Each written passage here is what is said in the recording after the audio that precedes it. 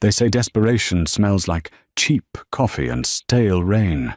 For 23-year-old waitress Cassidy Miller, it tasted like salt tears in a greasy spoon diner at 2 a.m. She thought she was alone when she whispered the words that would shatter her life. I need a husband by tomorrow, or I lose everything. She didn't know who was sitting in the booth directly behind her. She didn't know that the man listening wasn't a savior, but a king among wolves. And she certainly didn't know that by the time the sun came up. She'd be wearing the ring of the most dangerous man in Chicago. This isn't a fairy tale. This is a contract signed in blood. The neon sign of Jerry's all-night diner flickered with a rhythmic, dying buzz that seemed to match the pounding headache behind Cass Miller's eyes. It was 2:14 a.m. on a Tuesday. The rain outside was relentless, turning the Chicago streets into rivers of oil and grit. But inside, the air was stagnant, smelling of burnt bacon and floor cleaner. Cass wiped down the counter for the 10th time that hour, her movements mechanical. Her uniform, a pastel pink that had long since faded to a depressing grey, hung loosely on her frame. She hadn't eaten a real meal in 2 days, every spare dollar funneling into the legal fund that was currently sitting at a pathetic balance of $400. "Hey, Cass, you good?" Jerry, the owner, a man whose grease stains had grease stains, leaned out of the kitchen window. He was a good man, but he paid minimum wage and looked the other way when the local gangs came in to collect their protection fees. "I'm fine, Jerry. Just tired." Cass lied, forcing a smile that didn't reach her eyes. "Last customer is in booth 4. Soon as he's gone, flip the sign." Cass glanced toward the back of the diner. Booth 4 was the one furthest from the door, shrouded in shadow because the overhead bulb had blown 3 weeks ago, and Jerry was too cheap to replace it. She could barely make out the figure sitting there. He had been there for an hour, nursing a single black coffee. He wore a heavy charcoal coat, the collar turned up, and he hadn't looked at his phone once. He was just staring, not at her, but at the rain streaking the window. She grabbed the coffee pot and walked over. "Top off, sir." The man didn't jump. He didn't even flinch. He just slid his mug slightly to the right. "Please." His voice was a low rumble, like gravel shifting under tires. As she poured, she caught a glimpse of his hand. It was large, scarred across the knuckles, and on his pinky finger sat a heavy silver ring with an insignia she couldn't make out. He looked up then. His eyes were a startling, icy blue, cutting through the dim light like lasers. He had the kind of face that belonged on a magazine cover or a wanted poster, sharp jawline, stubble that looked intentional, and a hardness that made her breath hitch. "Thanks," he said, dismissing her with a nod. Cass retreated to the counter, her heart hammering for reasons she couldn't explain. She pulled her phone out of her apron. One missed call. Mrs. Gable, Department of Child Services. Her stomach dropped through the floor. She dialed the number, retreating to the small, cramped break area behind the pie display case. She knew Mrs. Gable wouldn't answer at 2 a.m., so she hit voicemail. But then she saw the text message that had come in 5 minutes ago. Hearing moved up. 9:00 a.m. tomorrow. Judge wants to see a stable home environment. If you are still single and living in that studio, Mia goes to foster care. This is final notice. The phone slipped from her fingers, clattering onto the linoleum. Cass sank to the floor, pulling her knees to her chest. Mia, her 6-year-old sister, The only good thing left in a world that had taken their parents in a car crash 6 months ago. The state argued that a 23-year-old waitress working double shifts in a studio apartment wasn't stable. They wanted a 2-parent household. They wanted income verification. They wanted a husband. A sob ripped through her throat before she could stop it. Then another. She buried her face in her apron, trying to stifle the sound. But the dam had broken. "I can't lose her," she whispered into the fabric, her voice cracking. "God, please, I need a miracle. I need a husband by tomorrow." It was a ridiculous, hysterical thing to say. A plea to a universe that had stopped listening years ago. She cried until her chest ached, the hopelessness settling over her like a heavy shroud. She wiped her eyes aggressively, sniffing, and stood up. She had to clean booth 4. She had to go home. She had to pack Mia's bags because tomorrow she was going to lose her. She walked out from behind the counter, composing her face into a mask of numbness. She grabbed the check pad and walked to booth 4. The man was still there, but he wasn't looking at the window anymore. He was looking directly at her. "Here's the check. Sir, we're closing in. Sit down." It wasn't a request. It was a command, delivered with such calm authority that Cass found herself sliding into the booth opposite him before her brain could protest. "Excuse me," she stammered, gripping her notepad. "Sir, I can't." "You need a husband by tomorrow," he said. He didn't ask. He stated it as a fact. Cass froze. The blood drained from her face. "You were listening. You weren't exactly whispering." "Tesoro," he replied, his accent thick and unplaceable. "And the walls in this dump are paper thin." "That's none of your business," Cass snapped, standing up. "Pay your bill and leave."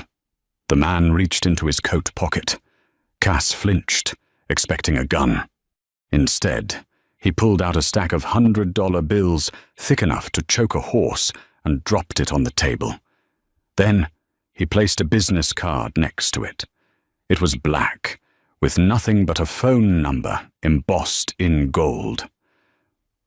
"Sit," he repeated, louder this time. She sat. "My name is Dominic Valenti," he said. The name hit her like a physical blow. Everyone in Chicago knew the name Valenti. It was usually followed by words like racketeering, indictment, or suspected arson. The Valentis owned the construction unions, the shipping yards, and half the politicians in the city. And Dominic, he was the eldest son, the shark. "I know who you are," she whispered, terror gripping her throat. "Good, then you know I don't waste time." Dominic leaned forward, the shadows retreating from his face. "You have a problem. You need a husband to keep your sister.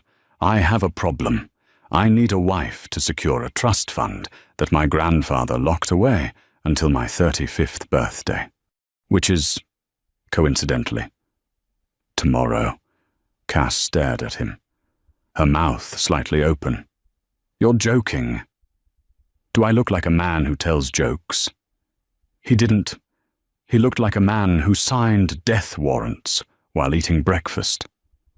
"I need a woman with no criminal record, no connections to my rivals, and enough desperation to not ask questions." Dominic continued, his eyes scanning her face, as if appraising a used car. "You check every box. You want to marry me?" Cass asked, her voice trembling. "A waitress." "I want a business arrangement," Dominic corrected. "We go to City Hall at 8 a.m. We sign the papers. You get the stable home you need for the judge. I'll buy a house in the suburbs or put it in your name. If that helps the case, I get access to my grandfather's legacy." "And then what?" Cass asked, her mind racing. "We just divorce." Dominic's expression darkened. A muscle in his jaw ticked. We stay married for 1 year. That is the stipulation of the trust. 1 year of playing house. You live your life. I live mine. But in public, you are Mrs. Valenti. You wear the ring. You smile at the galas. You don't speak to the press. And if I say no, Dominic gestured to the empty diner, then you walk out of here, go to your hearing tomorrow alone, and watch them take your sister away. It was cruel. It was manipulative. It was exactly the kind of leverage a man like Dominic Valenti used to build an empire. Cass looked at the money on the table. It was more than she made in 6 months. She looked at Dominic, this lethal, beautiful, terrifying stranger. Every instinct in her body screamed when he was dangerous. His world was made of bullets and blood. But then she thought of Mia. She thought of Mia's small hands gripping her shirt when the thunder got too loud. She thought of the promise she made to their dying mother. I will keep us together. 1 year, Cass asked, her voice barely audible. 365 days, Dominic confirmed. After that, you get $5 million and a clean divorce. You and your sister never have to work again. $5 million.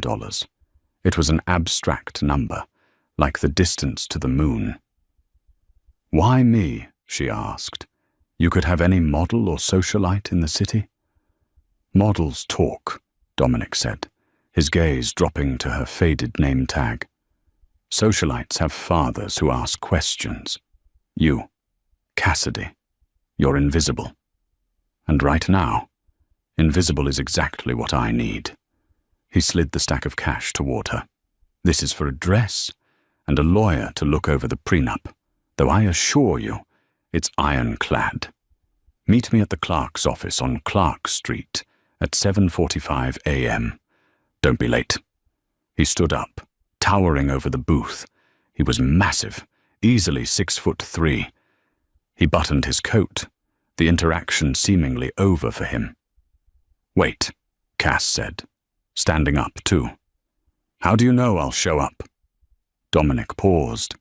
He turned back, and for a split second, something flickered in those ice-blue eyes, something that wasn't just cold calculation. It looked almost like admiration, or maybe it was just pity. Because, he said, opening the door to the rainy night, you look like a woman who would burn the world down for the people she loves, and I'm handing you the matches. The bell above the door chimed, and he was gone. Cass stood alone in the diner, the smell of his expensive cologne lingering in the air, mixing with the scent of stale coffee. She looked down at the table. The cash was real. The card was real. She wasn't invisible anymore. She had just made a deal with the devil. The Cook County Clerk's office was a drab, fluorescent-lit purgatory where romance usually went to die amidst paperwork and long lines. But when Dominic Valenti arrived, the lines miraculously disappeared. Cass stood by the metal detector at the entrance, shivering despite the wool coat she had bought at a 24-hour thrift store an hour ago. She hadn't slept. She had spent the night scrubbing her apartment, packing Mia's things, and staring at the ceiling, wondering if she was insane. She wore a simple white dress she'd found on a clearance rack. It was modest, knee-length, and the only thing that made her look remotely like a bride and not a tired waitress. A black SUV, sleek and armored like a tank, pulled up to the curb. The driver, a man with a neck thick enough to stop a shovel, got out and opened the back door. Dominic stepped out. If he looked intimidating in a diner booth, he was devastating in daylight. He wore a 3-piece black suit that fit him like a second skin, tailored to emphasize the breadth of his shoulders. He wore sunglasses despite the overcast sky. He walked straight to her, ignoring the stares of passers-by. He didn't smile. He didn't offer a greeting. He simply looked her up and down, his gaze lingering for a fraction of a second on the simple dress. "You're here," he said. "I'm here," Cass replied, clutching her purse. "Did you mean what you said about the house? The judge needs to see it's handled." Dominic cut her off. He extended his arm. "Let's go." Taking his arm felt like touching a live wire. He was solid, warm, and smelled of sandalwood and danger. As they walked into the building, 2 security guards immediately stepped aside, nodding deferentially to Dominic. "Mr. Valenti, we have the judge waiting in the private chambers." "Private chambers," Cass whispered as they were ushered past a room full of waiting couples. "I don't wait in lines." "Cassidy," Dominic murmured, guiding her through a heavy oak door. The ceremony, if you could call it that, took 5 minutes. There were no vows of love, no poetry, just a grey-haired judge who looked nervous and kept wiping sweat from his forehead. "Do you—" "Dominic Santino Valenti. Take this woman." "I do." Dominic's voice was flat, devoid of emotion. "And do you, Cassidy Marie Miller?" Cass looked at Dominic. Up close, she could see a small scar above his left eyebrow. She wondered how he got it. She wondered if she was making the biggest mistake of her life. Then she thought of the foster care system. "I do," she said, her voice firm. Dominic turned to his bodyguard, who handed him a small velvet box. Dominic opened it, revealing a ring that made Cass gasp. It was a vintage diamond, easily 4 carats, set in platinum with intricate filigree. It looked like something stolen from a museum. He took her hand. His skin was rough against hers. He slid the ring onto her finger. It was slightly loose. "It belonged to my grandmother," he said quietly, only for her to hear. "Don't lose it." "I won't," she breathed. "I now pronounce you husband and wife," the judge said, stamping the paperwork with a heavy thud. "You may kiss the bride." Cass froze. They hadn't discussed this.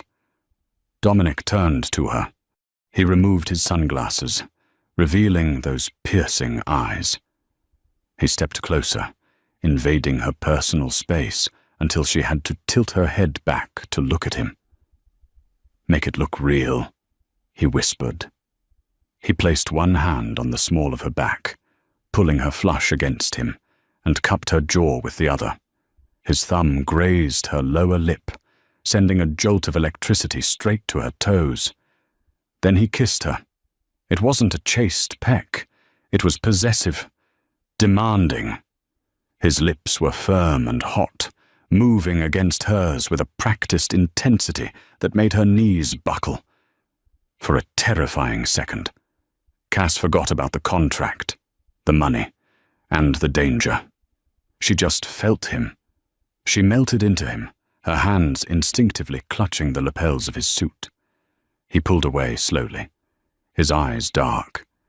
He stared at her for a beat longer than necessary, his breathing slightly heavier.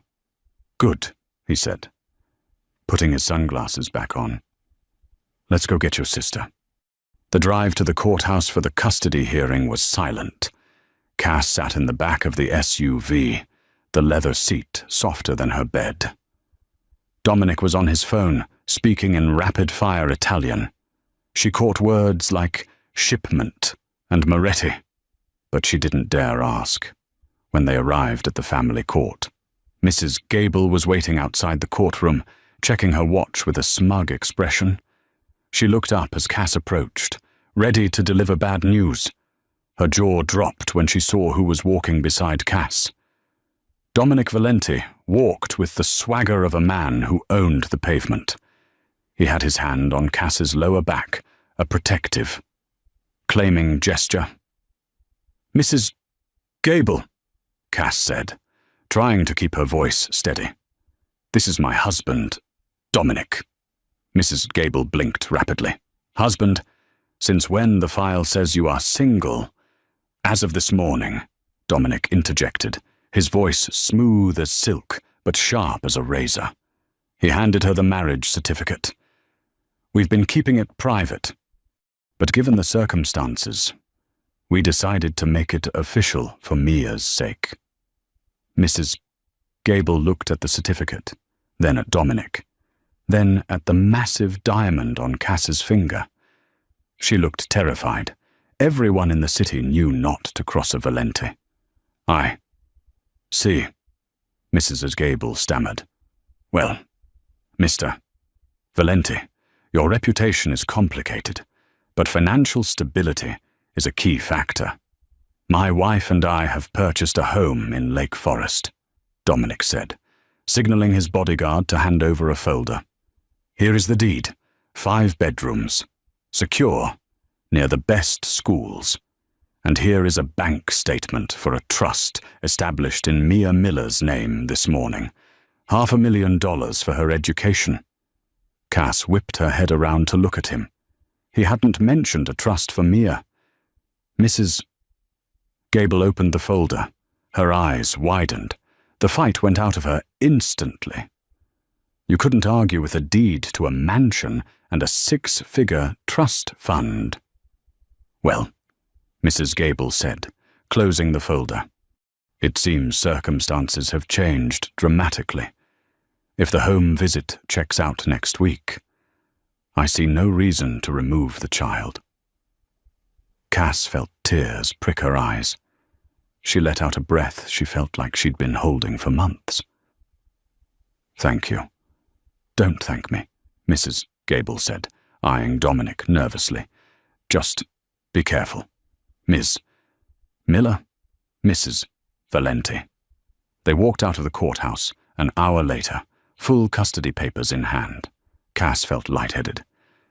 "You put $500,000 in a trust for Mia?" she asked as they reached the car. Dominic lit a cigarette, shielding the flame from the wind. "Pocket change. Besides, it sells the lie. If I'm going to play the loving stepfather, I have to pay the price of admission." "Why are you doing this?" she asked. "Really, it can't just be for your inheritance." Dominic blew a stream of smoke into the grey sky. He looked at her, and for the first time, his face looked weary. "My family is at war. Cassidy. A war you don't want to know about. My grandfather's trust doesn't just give me money. It gives me the seat at the head of the table. It gives me the power to end the war." He opened the car door for her. "I'm using you to become the king. Don't mistake my generosity for kindness. It's strategy." Cass climbed into the car. She looked at the ring on her finger. It felt heavier now. She had secured Mia's future. But as the car pulled away, followed by 2 other black SUVs, she realized she had walked straight into a battlefield, and she was the newest pawn. The Valenti estate in Lake Forest was not a home. It was a fortress disguised as a French chateau, surrounded by 12-foot iron gates and patrolled by men who looked more like private military contractors than security guards. The mansion sat on 10 acres of manicured silence. For the first week, Cass felt like an intruder in her own life. She and Mia had been moved from their crumbling studio apartment into a suite of rooms that was larger than the entire diner where she used to work. Mia was ecstatic, running through the halls with a newfound freedom, marveling at the indoor pool and the endless supply of snacks in the industrial-sized kitchen. But for Cass, the silence was deafening. Dominic was a ghost. He left before dawn and returned long after she had gone to bed. The only proof of his existence was the fresh pot of coffee in the morning and the occasional scent of sandalwood lingering in the hallway. She saw him on the news. Though Channel 5 reported a suspicious fire at a warehouse in the shipping district, a warehouse owned by the Sabatini family, the Valenti's bitter rivals. Cass watched the footage of the flames, clutching her tea, wondering if her husband had lit the match. On the 7th day, the ghost appeared. Cass was in the kitchen, trying to convince the stern housekeeper, Mrs. Rossi, that she was capable of making her own toast, when Dominic walked in. He was in his usual armor, a dark navy suit. Tie loosened. Eyes tired. "Leave us," Dominic murmured to Mrs. Rossi. The woman vanished instantly. Cass leaned against the marble island, crossing her arms. "I was beginning to think you lived at the office." "I don't have an office. I have territories," Dominic corrected, pouring himself a glass of water. He downed it in one go. "We have an event tonight, the annual Chicagoan Philanthropy Gala. It's mandatory." "Mandatory for whom?" "For us. For Mrs. Valenti." He set the glass down with a sharp clink. The trust fund transfer was initiated, but the board of trustees is watching. They need to see the happy couple. They need to see that I am settled, domesticated, and not volatile. "Are you?" Cass asked, her voice quiet. "Volatile." Dominic looked at her. The air in the kitchen grew heavy. "I am what I need to be to keep us alive. A stylist will be here at noon. Be ready by 6. He turned to leave, but stopped at the door.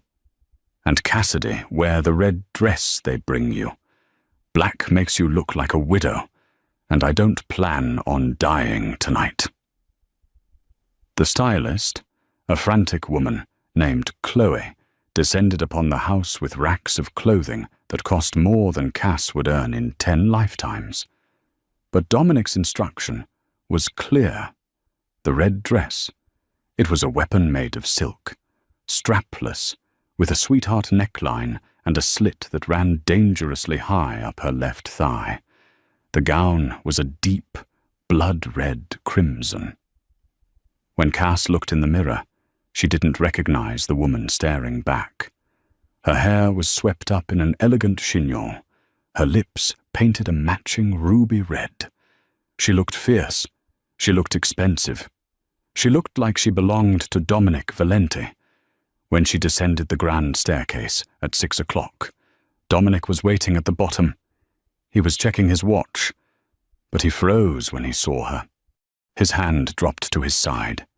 His eyes, usually so cold and calculating, darkened.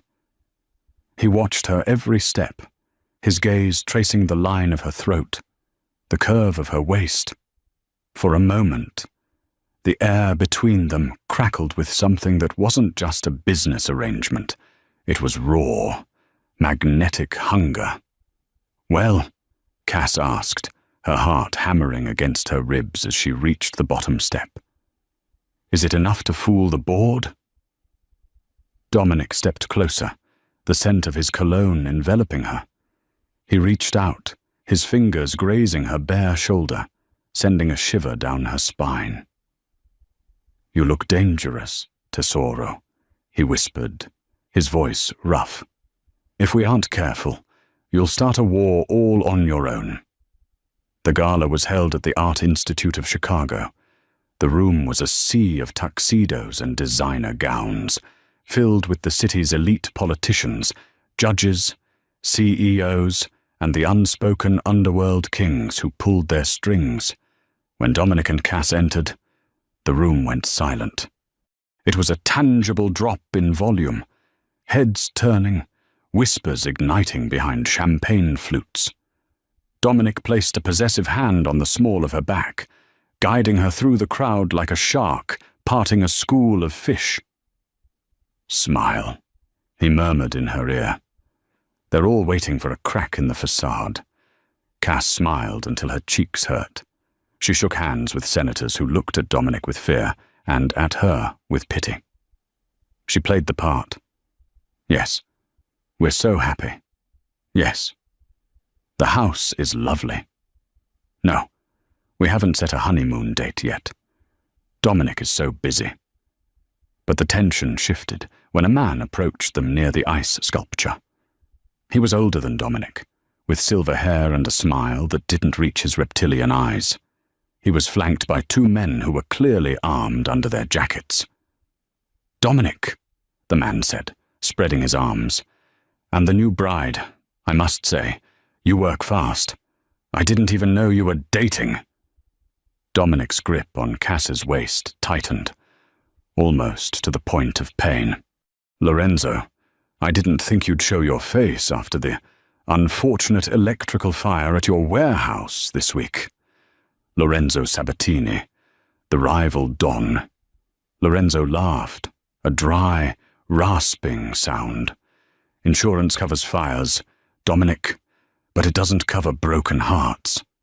He turned his gaze to Cass, his eyes raking over her with unsettling familiarity. "You're a lovely thing, much too pretty for a butcher like a Valenti. Tell me, my dear, did he tell you about his first wife?" Cass froze. "First wife? Careful, Lorenzo," Dominic warned, his voice dropping to a lethal growl. "Oh, she doesn't know." Lorenzo feigned surprise. "She died in a car accident. Brakes failed, or were cut. Depends on who you ask. A tragic business. Dominic has a habit of losing the things he loves." Lorenzo stepped closer to Cass, invading her personal space. "If you ever get tired of living in a fortress, Mrs. Valenti, give me a call. I treat my possessions with much more care." Before Cass could react, Dominic moved. It was a blur of motion. He grabbed Lorenzo's wrist, twisting it subtly, but with enough force that Lorenzo winced. "Touch her again," Dominic whispered, loud enough for only them to hear. "And I will burn the rest of your city to the ground, with you inside it." He shoved Lorenzo back. The tension in the room spiked. Security guards started to move in. "Let's go," Dominic said, grabbing Cass's hand.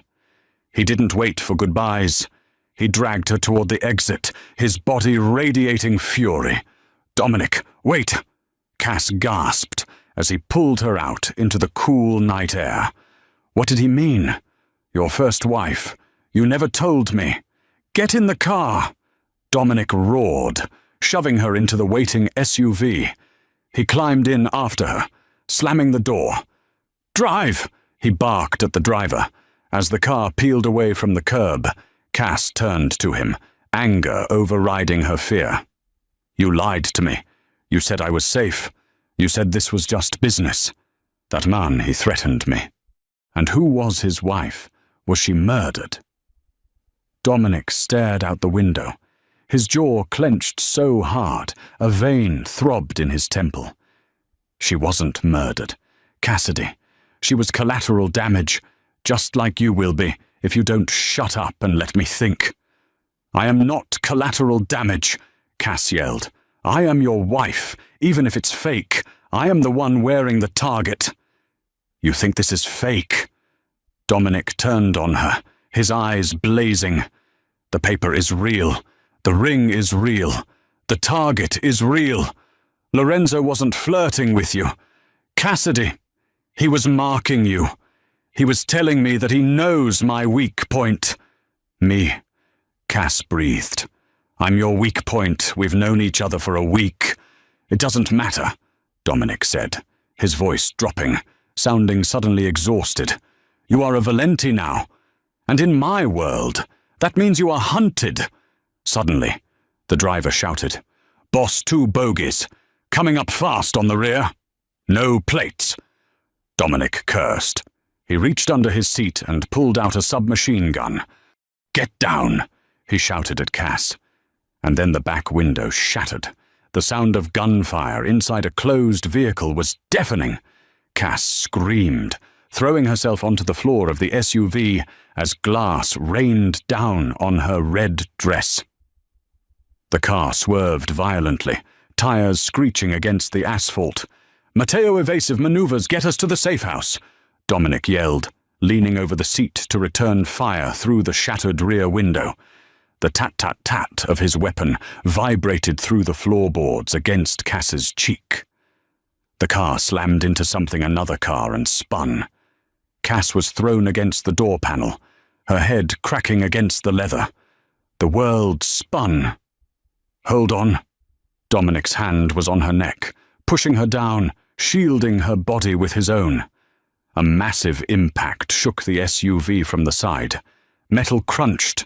The car tilted, threatening to roll, before slamming back down onto 4 wheels. The engine roared as Matteo floored it, breaking through the blockade. "We're clear!" Matteo shouted from the front, his voice strained. "But the radiator is busted. We won't make it to the safe house." "Go to the old packing plant in the industrial sector," Dominic ordered. "It's closer. Kill the lights." The next 10 minutes were a blur of terror. Cass lay curled in a ball, her hands over her ears, praying. She thought of Mia. Oh God. Mia. Is she safe? "Mia," Cass gasped. "Dominic, the house." "Mia, the house is a fortress. Cassidy. She is safer there than anywhere else on Earth." "We drew the fire. They wanted us," Dominic said, though his voice was tight with pain. The car skidded to a halt inside a dark, abandoned warehouse. The engine died with a sputtering cough. "Out, now!" Dominic commanded. He opened the door and pulled Cass out. Her legs were shaking so badly she couldn't stand. He scooped her up into his arms, bridal style. "I can walk," she protested weakly. "No, you can't." He carried her up a rusted metal staircase to a small office overlooking the factory floor. Matteo stayed below, guarding the entrance with an assault rifle. Dominic kicked the door open and set her down on a dusty leather couch. The room was dark, lit only by the moonlight filtering through the grimy windows. "Are you hurt?" Dominic asked, his hands roaming over her arms, checking for blood. "Did any glass cut you?" "I'm fine," Cass said, her teeth chattering. I'm fine." She looked at him. In the moonlight, his face was pale, and then she saw it, the dark stain spreading across the white dress shirt under his tuxedo jacket. "Dominic," she whispered, "you're bleeding." He looked down at his side. "It's just a graze, a ricochet." "Sit down," she ordered, the panic giving way to adrenaline. She had been a waitress for 6 years. She was used to fixing things, cleaning messes. "Let me see." Dominic hesitated, then sank into the desk chair with a groan. "There's a first aid kit in the bottom drawer." Cass scrambled to get it. She knelt between his legs, her red dress pooling on the dirty floor. She unbuttoned his vest and shirt, pushing the fabric aside. It was more than a graze. A bullet had torn a jagged line across his ribs. It was bleeding sluggishly, but deep. "This needs stitches," she said, her hands trembling slightly as she opened the alcohol wipes. "Do it." Dominic gritted out. "There's a suture kit in the box. I'm a waitress, Dominic, not a surgeon. You have steady hands. I saw you pouring coffee at 3 a.m. Just clean it and sew it, unless you want me to bleed out." Cass swallowed hard. She cleaned the wound, apologizing every time he hissed in pain. She threaded the needle. "Talk to me," she said, trying to distract herself as she pierced his skin. "Tell me why they hate you. Tell me why Lorenzo said you killed your wife." Dominic gripped the arms of the chair, his knuckles white. He didn't answer until she was halfway done. "Her name was Eleanor," he said, his voice strained. "She was sweet, innocent, like you. I thought I could keep the business separate from the marriage. I was arrogant. Lorenzo Sabatini rigged her car. He wanted to send a message to my father. The message was, 'You are not untouchable.'" Cass tied off the last stitch and snipped the thread. She looked up at him. His face was slick with sweat. His eyes closed. "So you built the walls," she said softly. "You became the shark to make sure no one could ever hurt you again." Dominic opened his eyes. They were blue fire. "No, I became the shark so I could kill them all. Every single person who had a hand in it. Lorenzo is the last one left." He reached out, his hand cupping her cheek. His thumb brushed away a smudge of dirt. "I didn't want this, Cassidy. I didn't want another wife. I didn't want to drag another innocent woman into this hell. But my grandfather's trust, it controls the commission. If I don't get that seat, Lorenzo takes over the city. And if Lorenzo takes over, the streets run red with blood. I married you to save Chicago." "You married me to save yourself," Cass whispered. "Maybe," he admitted. His gaze dropped to her lips. The adrenaline was fading, replaced by something heavier, hotter. They were alone in the dark, the smell of gunpowder and blood in the air. He was shirtless, wounded, dangerous. She was in a ruined ball gown. "You should be afraid of me," Dominic murmured, leaning closer. "I am," Cass said. But she didn't pull away. He kissed her. This time, there was no audience. There were no cameras. It was desperate and raw, tasting of copper and fear. Cass's hands found their way into his hair, pulling him closer. For a moment, she forgot the contract. She forgot that he was a criminal kingpin. She just wanted to feel alive, and he was the most alive thing she had ever touched. Dominic groaned low in his throat, pulling her onto his lap, mindful of his wound. His hand slid up her thigh, gripping the silk of her dress. Suddenly, he stopped. He pulled back, breathing hard, his forehead resting against hers. "No," he rasped. "No, I can't." "Dominic, I promised you," he said, his voice jagged. "A business arrangement. If we do this, if we cross this line, I won't be able to let you go in a year. And you need to go. You need to be free of me." He gently lifted her off his lap and buttoned his ruined shirt. "Get some sleep. Cassidy." "We move at dawn." Cass curled up on the couch, watching him keep watch by the window. She realized then that the danger wasn't just the bullets. The danger was that she was falling in love with a man who was convinced he was too broken to be loved. The weeks following the gala were a blur of tension. Dominic moved Cass and Mia to an even more secure location, a penthouse in the city with bulletproof glass and private elevators. He doubled the security detail. Life returned to a strange, strained routine. Dominic was working 18-hour days, dismantling Lorenzo's operation piece by piece. He was ruthless, efficient, and distant. He avoided being alone with Cass, clearly terrified of what had almost happened in the warehouse. But the threat was closer than they thought.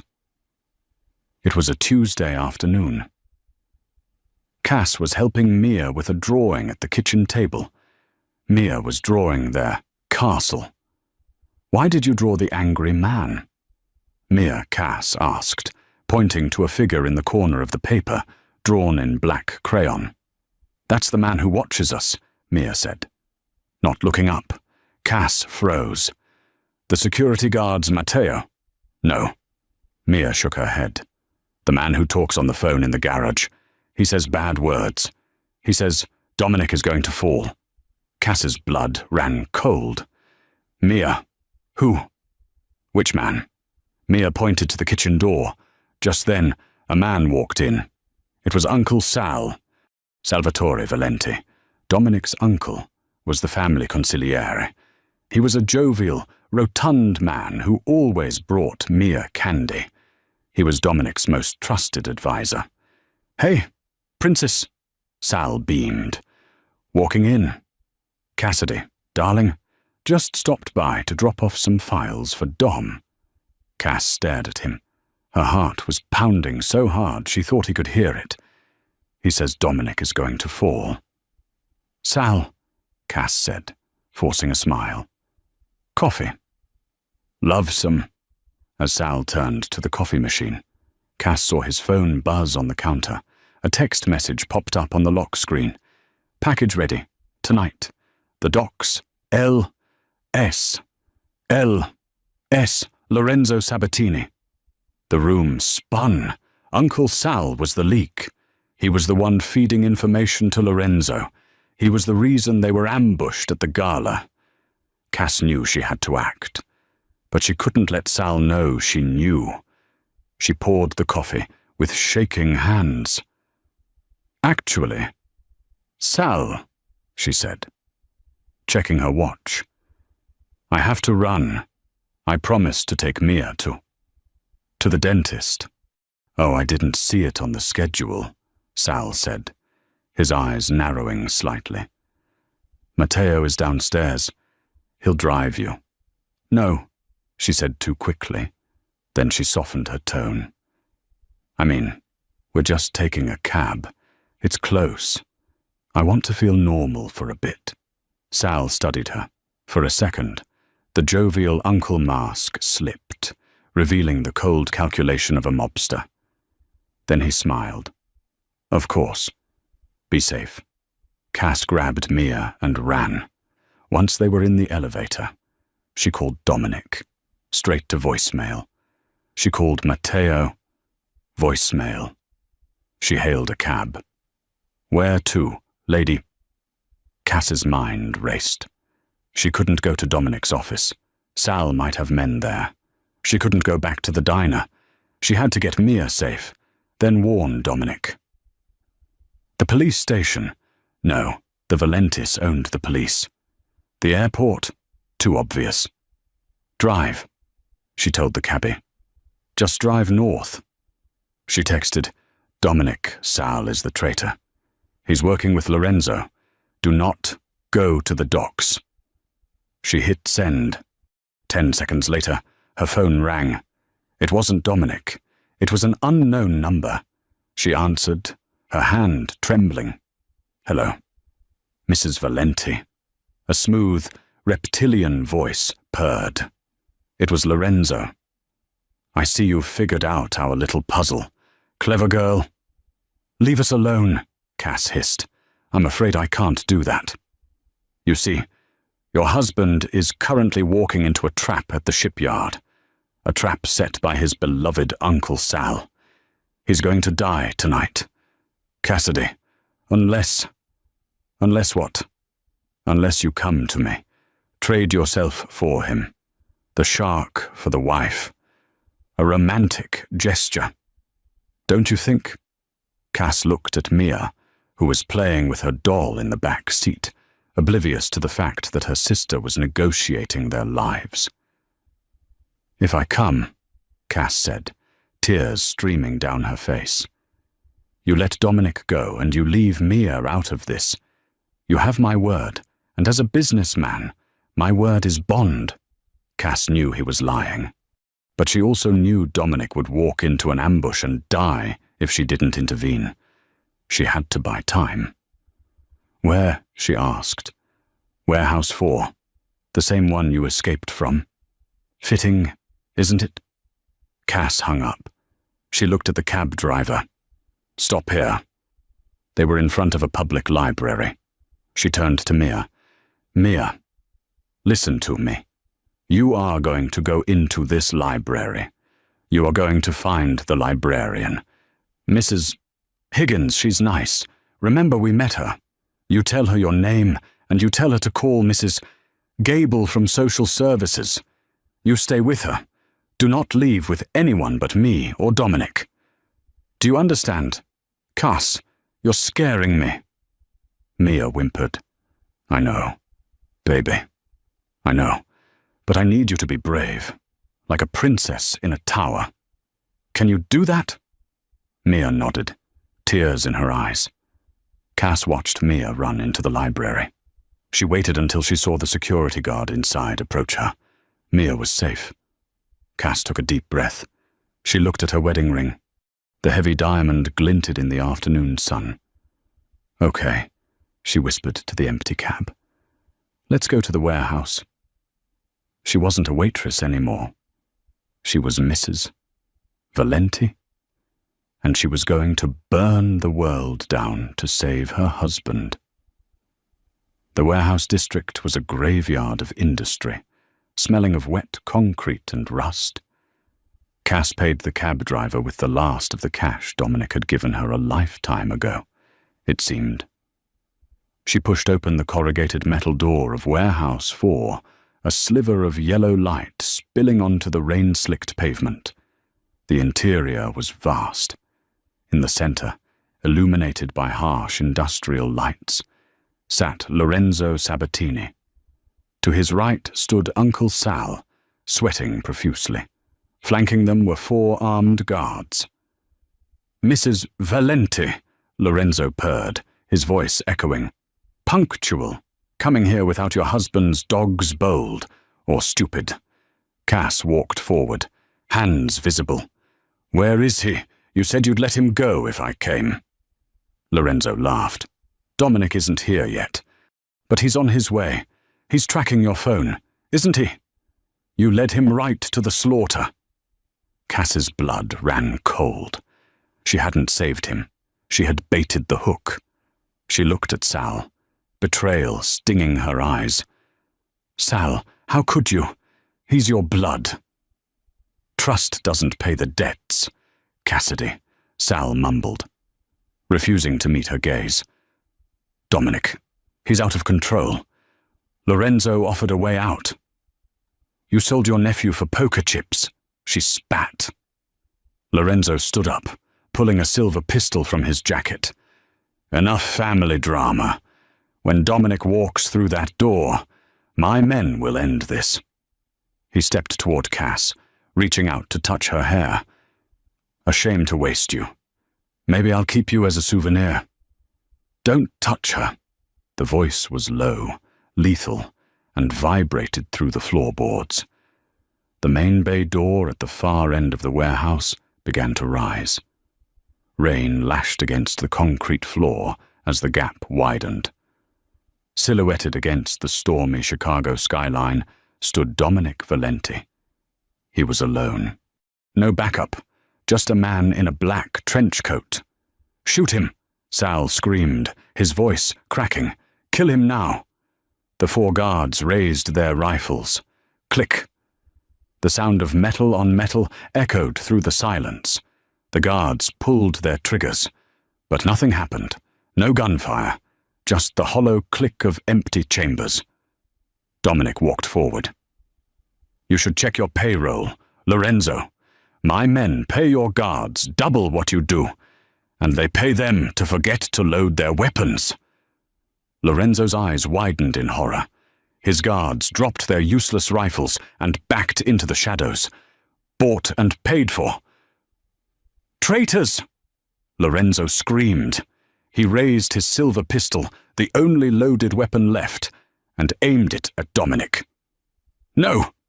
Cass screamed. She lunged at Lorenzo, grabbing his arm. Bang! The gun went off, the sound deafening. Cass felt a searing heat graze her arm, but she dug her nails into Lorenzo's wrist. He backhanded her, a brutal strike that sent her sprawling to the concrete. "Cassidy," Dominic roared, the sound tearing from his throat. Lorenzo leveled the gun at Cass. "Stay back, Dominic, or she dies." Dominic froze 20 feet away. He slowly lowered his own gun to the floor. "Let her go. Take me. I'll take both." Lorenzo sneered. Cass looked at Dominic. He was ready to die for her. She saw a rusted pipe on the floor near her hand. She grabbed it and swung with all her might, smashing it into Lorenzo's shin. Bone crunched. Lorenzo howled, his aim faltering. That split second was all Dominic needed.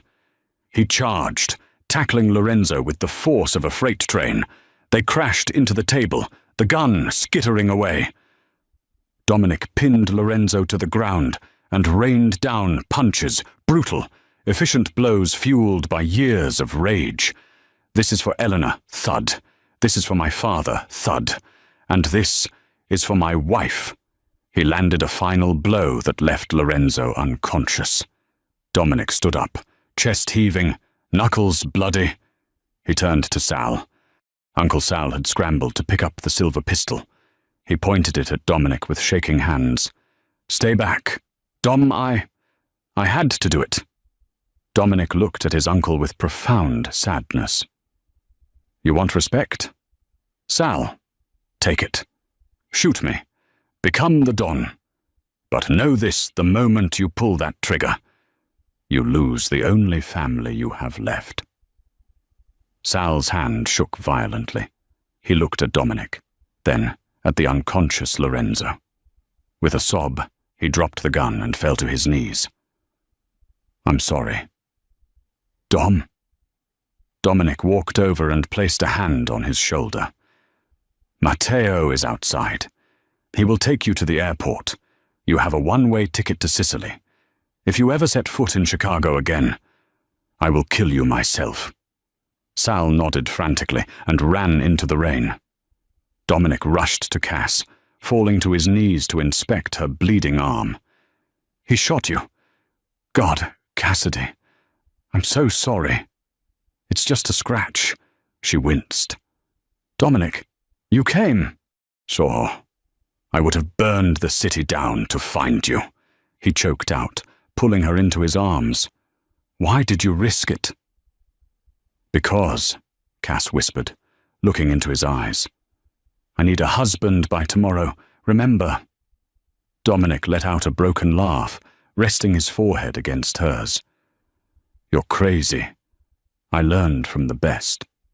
He kissed her, then a promise sealed not in ink, but in blood and survival. "Let's go home," Dominic whispered. "Let's go get Mia." The recovery took time. Not just the physical wounds. Cass's arm healed in a few weeks, leaving a thin white scar that she secretly liked because it proved she was a survivor.